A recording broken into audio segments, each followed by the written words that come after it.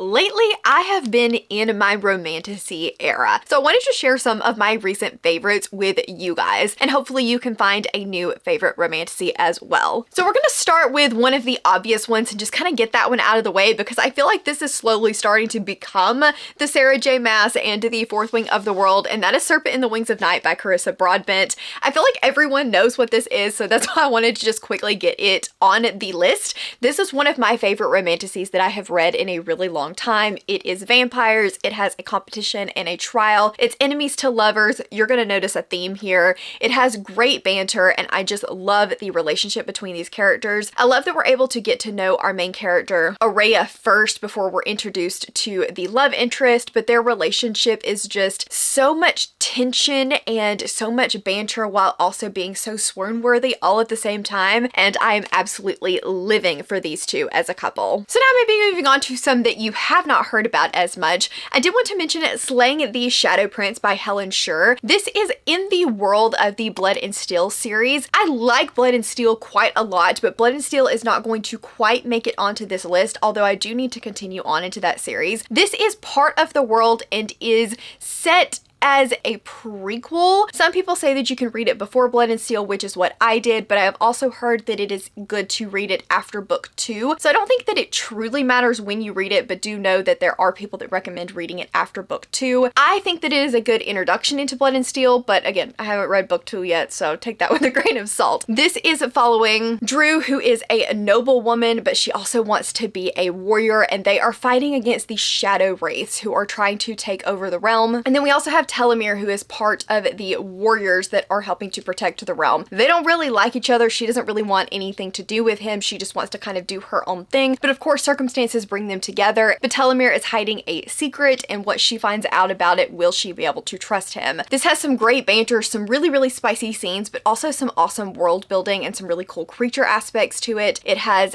a animal companion that's a lot of fun, and I just really loved this book as a whole. The relationship, the world building, all of it really worked for me, and I would highly recommend it. Then we have a young adult that I really enjoyed, which is Air Awakens by Elise Kova. I do still need to finish out this series. I have 1 or 2 of this one left to go. This is a mentor-mentee type story about Vala, who is a library apprentice and just wants to be left alone. When one day she learns she is the last of the air mages and everyone wants to use her, she does manage to get herself into a little bit of trouble, and she's going to be trained by the prince. And people don't really trust the sorcerers. They don't really want anything to do with them, and she is trying to now navigate her new normal. There is a war aspect to this. I really liked the training aspects of it. It has a very loose school setting, which you guys know that I really enjoy, and I think that these are just super fun, fast popcorn reads, and I cannot wait to continue on in the series. Next up, we have one that has been just taking the internet by complete storm. I am hearing everyone talk about this series right now, and honestly, I think it is pretty well deserved. I also am loving it. I will say that I am going to show you guys the first book because obviously it makes most sense to start with book 1, but I did not fully fall in love with this series until book 2, and then I binged book 2 and 3, and book 3 is like 2 or 3 books on its own. She is chunky. The series is going to be finished probably this year with book 4, and I am living for it, and that is Spark of the Everflame by Penn Cole. Full disclosure, I did give this first book a lower 3-star. I was not completely hooked on it until book 2, but the romance really doesn't rev up until book 2. This first one is a little bit less romance, a little bit more setting the stage fantasy, but I do think it is really important that you read this, and a lot of people still really enjoy this first book in the series. It's following Diem, and this is a world where there are Descended, and the Descended are basically the demigods of the kindred who were the gods, and they gave up their immortality so that they could fall in love. And the Descended have powers. Each of the Descended realms have different powers, so we are taking place currently in Lumos, and they have the powers of the shadow and the light. Diem has always grown up a little bit different. Her mother is a healer, and so she is just following along in her mother's footsteps, but she's told that she cannot go anywhere near the Descended. She cannot have anything to do with them. She doesn't really question that, and she just kind of goes about her life. Something happens and her mother disappears, and she is swept into the world of the Descended, and things take over from there. There is a rebellion and revolution plot in here. You guys know how I love that conversation in my books.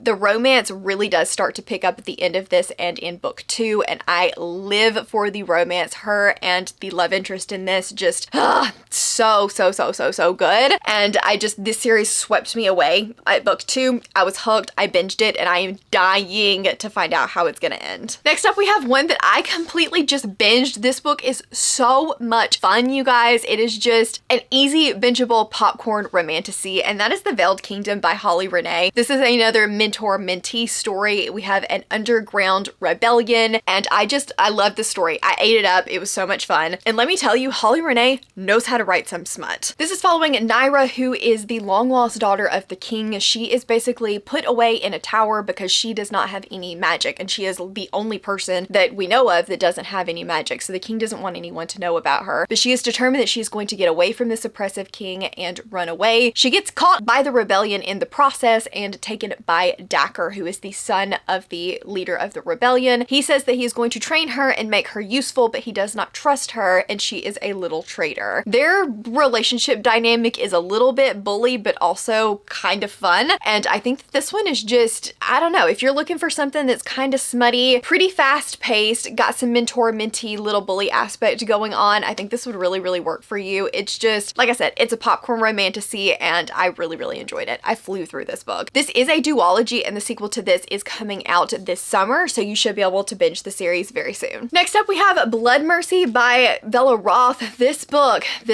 I did not think that I was going to love this. I had heard that it was a little bit pretentious writing, very like Regency romance. Those are just anti-Mel buzzwords. However, this has some great epic world building to it. It has a cinnamon roll male main character and a friends to lovers romance, which again is typically not my vibe, but it works so well in this book that I just cannot recommend it enough. Bella Roth's writing style is beautiful. The world that she creates is incredible. The character development from the beginning of this to the end, especially in Cassia, is just absolutely incredible. This is following Cassia and Leo. Cassia is the bastard daughter of the king, and he does not really want anything to do with her. And we have a world where there are Hespertines. Hespertines are a type of vampire. Leo is one of the Hespertines, and he is coming with his uncle as an emissary to try to make peace with the mortals. And Cassia just wants to be in touch with the Hespertine. She just wants to learn more about them, and she just is desperate to meet one. And we kind of go through them learning about one another and trying to create peace between the two species and how that goes. There's a lot of politics in this. It is a very slow moving plot, but for some reason it worked really well for me. I think the audios for this are the way to go. This is a very long, very thick running series. I think there are currently 8 or 9 books. So I'm only up to book 3, but this first one and the second one I thoroughly enjoyed and couldn't recommend enough. Next up, we have Dawn of Onyx by Kate Golden. This is just a fun series that I read last year and then read the sequel to this year and had a great time with it. This will be finishing off and be a completed trilogy by the end of this year. We are following Auron, who is a healer. Her mother is very sick, and she's just trying to take care of her and keep her stable while her brother is away at war. When he comes running home one day, bangs on their door, and is being chased down by the soldiers from the Onyx Kingdom. All we know about the Onyx Kingdom is they are terrible, their king is heartless, and so they go on the run, try to get away from these Onyx soldiers, and Auron is captured and taken to the Onyx Kingdom, where she is just trying to survive, but things may not be exactly as they seem, and she learns more about herself than she ever thought that she would. I just thought that this was a lot of fun. It was originally indie, but then it was picked up by Berkeley. The final book, A Reign of Rose, is coming out later this year, and I'm very excited to finish off the series. Then we have another one that has been taking the internet by storm, and that is Lady of Darkness by Melissa K. Rorick. This one has just recently gotten a UK publication deal, so I wonder if the US will be soon to follow. This is a 5-book completed series fantasy romance that is a little bit stabby, assassins, has some training tropes to it. There's a little bit of everything in this book, honestly, and I have been really enjoying the series. I do need to finish it out and complete book 5, but this first one was a lot of fun. Scarlet is one of the 3, I can't remember exactly what they're called, like Maidens of Death, essentially. She is one of the 3 assassins, and she has got her most recent mark, but on top of this, we have children that are going missing, and so she is going to try to infiltrate the royalty to see if the king's son has any idea of what is going on and what is happening to these missing children. I do think that sometimes they do lean a little bit long, get a little bit repetitive, but overall these are super bingeable and a lot of fun, and I would recommend them. Then we have one that also just was completed like literally today as of me filming this video, and that is A Court This Cruel and Lovely by Stasia Stark. This is the Kingdom of Lies series, and there are 4 books. This series is so much fun, you guys. It is just so bingeable, and I flew through it. I cannot wait to read the final book in the series now that it is out. In this world, when you are born, you are required to give your magic up to the gods, and if you don't, then you are considered one of the corrupt, and if you're ever found out, then you are burned. Priska has always been living kind of on the edge because she does have her magic. She did not give it up, and one day she is found out and goes off on the run when she meets the green-eyed man that she has been dreaming about. He tells her that he will teach her how to use her magic if she will help him get into the castle. So there is, again, a revolution plot to this. There are some fae, and it's just a lot of fun. There's time magic, as you can probably tell by the hourglass on the front, and I just thoroughly enjoyed this series. They are super fast-paced. There is a really good enemies to lovers romance in here, reluctant allies to lovers in here, and I cannot wait to finish off the series. And the last one that I wanted to mention is The Crown of Oaths and Curses by J. Bree. This is a true enemies to lovers. It is hate to love. This book itself has absolutely no romance in it whatsoever. They cannot stand each other. We have Rook, who is one of the witches, and we have Soren, who is one of the fae. These are on 2 completely opposite sides of one another, and they hate each other. But the fates have said that they are destined to be married, and if they get married, they can save the kingdom, but they can't stand each other. There are 2 novellas that you need to read prior to starting this one. They're about 100 pages each, and it gives you the background story to both Soren and Rook.